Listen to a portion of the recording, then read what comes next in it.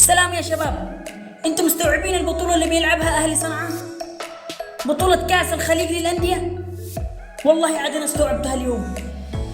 الأندية منتظرينها بشغف كبير، مستعدين استعداد كبير لهذه البطولة. انا متساهل فيها. شوف اليوم اهلي صنعاء الاستقبال عليه كيف. شوف كيف استقبلوا رئيس نادي دهوك.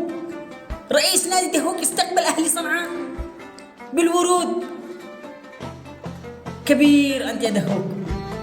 شوف انا متساهل لهذه البطولة، خلونا ننتظرها بشغف.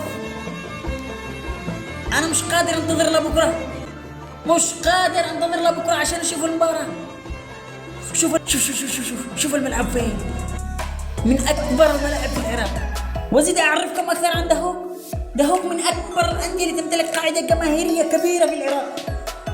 شوف وهذا المقطع شليته على الطائر.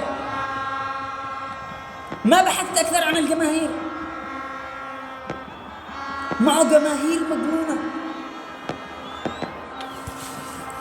روح يا الاهلي، روح يا الاهلي اليماني، روح.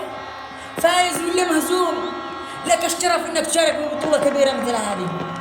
اقسم بالله لك الشرف. انا اقول مش بسيط، التوقيع مع محترفين مش بسيط، ولو انهم اقوى متاخرين لكن بيتاقلموا ان شاء الله مع النادي.